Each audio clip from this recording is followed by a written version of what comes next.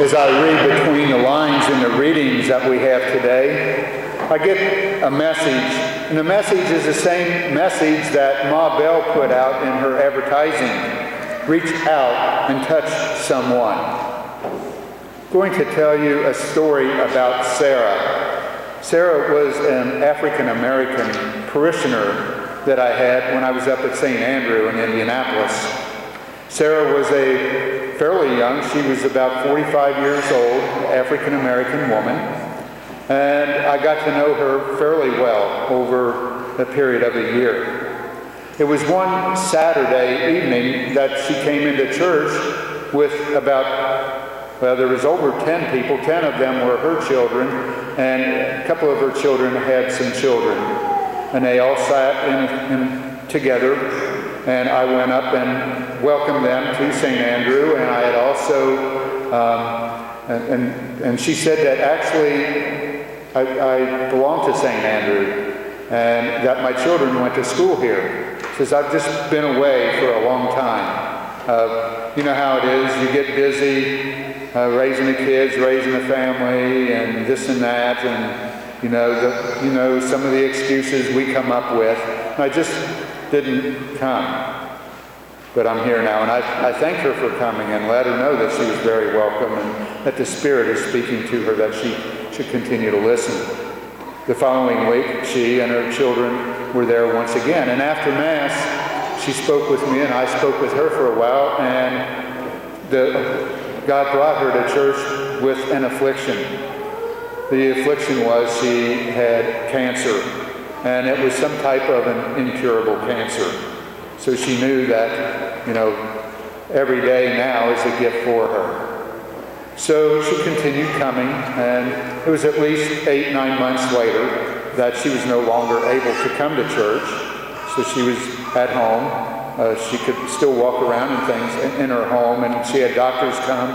She elected not to go to a hospital, but someone would come in a couple of times a week and give her the medication that she needed, and her children are the ones that took care of her. I would go over and visit her as homebound, and I visited her starting off at 3 weeks, and then it got down to where I would visit her like once a week. Her home was just a very small home for 10 children. It had 4 rooms, a kitchen, living room, and 2 bedrooms, and there were 2 closets and a bathroom in that space also. And the house was very neatly organized, very neat, and kept very clean, but she had boxes stacked up high. That's because some of the girls were teenagers, and they didn't have enough room to have beds, dressers, and everything in their bedrooms, so they had to make do with what they had. And they did that very well. And they made very good use of their gifts in helping Sarah. And Sarah made use of her gifts helping them. They did truly touch each other as God has touched them and as God touched Sarah. After about 3 months after that, I went on a homebound visit. I knew that she was in her last days, and I brought communion, and she was able to receive. That is called viaticum, when they're able to receive communion when they're on their deathbed. And it was very beautiful because for some reason the whole family was there that day. And we truly prayed for her in a very special way.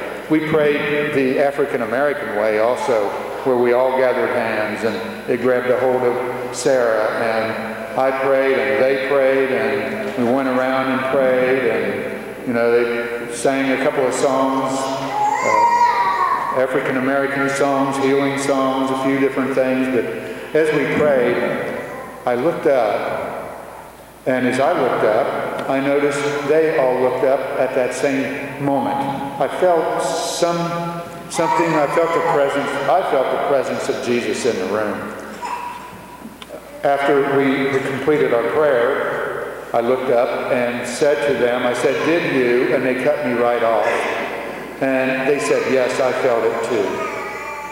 It was a very, to me, that was Jesus touching us in some way, the Holy Spirit. Something said something, but we were all touched that day. It was a very healing moment even for them, for me, and not just that moment, the whole time, the whole situation. It was about a week later, however, when Sarah passed. But her children were ready for that to happen. The readings today also talk about healing, Jesus healing. Jairus' daughter was healed when Jesus touched her and Jesus asked her to arise. And the woman that had the hemophilia, she was bleeding for 12 years and Jesus healed her also. Actually, the way she was healed, she came up behind Jesus and touched his cloak. Not his skin or flesh, but touched his cloak, and she was healed. Jesus said to her, "You have been healed because of your great faith, and your body is also healed." He made that special insertion there about the body. I think sometimes we expect Jesus to be a healer for us all the time too and work miracles.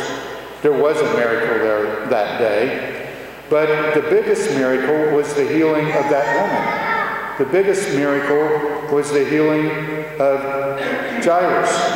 And another big miracle was the healing of Sarah and her children.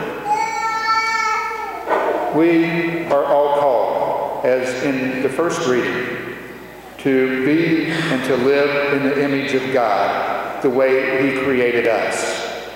We are all called to be Christ. We are called to be Christ the healer. So how can we be a healer? Can we be a healer? It is easy for us to be a healer, just as Christ, as we bring Christ to another, as we reach out and touch someone. Jesus calls us to touch and to embrace others, physically and spiritually. We don't always have to touch with our hands, just as the woman touched Jesus' cloak. We do not have to touch. We can touch with our heart and with our hands. We can touch human misery. We can touch the bruised and the hurt, those who are suffering, as we touch with our heart or with our hands. How do you reach out and touch someone? Do you reach out in times of sickness or in times of death or in times of tragedies or in times of other losses, even small losses? How do you reach out and touch someone in times of joy and spread the good news of Jesus Christ? Do you reach out and touch someone at weddings, at baptisms, at confirmations, or first communions, or Christmas, or Easter, anniversaries, or birthdays, or any chance that you have? Do you reach out every day and touch someone in your home, or at work, or at school, or with your friends, or in your ministries at church? I'm going to just pick out of all those different opportunities and places where we can reach out and touch someone. I'm going to just select one of those ministries here, and just one situation, and look at all the different ministries, all the different opportunities in your home and everywhere to reach out and touch someone. So as I look at one, it's something that came to me as I was praying over my reflection and homily this past week. On Thursday morning, I went to say the rosary for the family and for Evelyn Fox. And before the rosary began, I talked to Evelyn's sister-in-law. And she told me, as I was looking at Evelyn in her casket, she went up and touched a shawl that was there.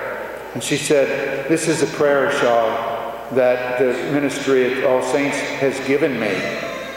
And Evelyn would always wear that or have that around her in her sickness. She had it on when she died, when she passed away. She would always say, "It feels so soft, and it makes me feel so good." And as she was saying that, her daughter-in-law was also feeling it and touching that shawl. And those words, "it makes me feel so good," it was making her feel so good. That prayer shawl made many people feel good. I'm sure that there were several that came up in their grief and wept over Evelyn's death and would touch that shawl and have that feeling, just as Evelyn did. You know, I was told this morning by someone after Mass that Evelyn donated yarn for the prayer shawls also. So she actually reached out and touched others with the yarn that she had donated in the prayer shawls.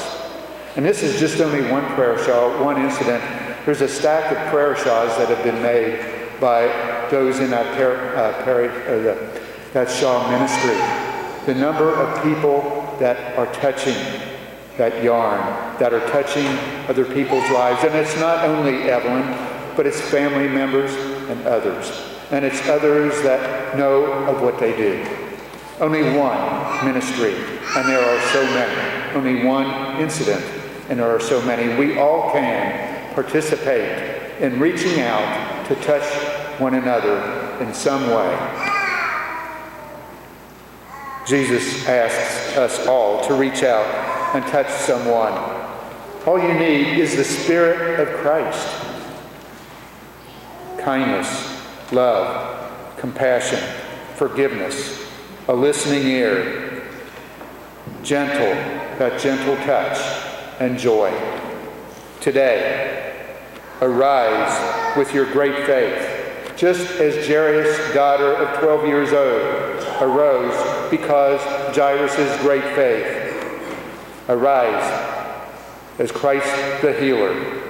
Go out, reach out, and touch someone.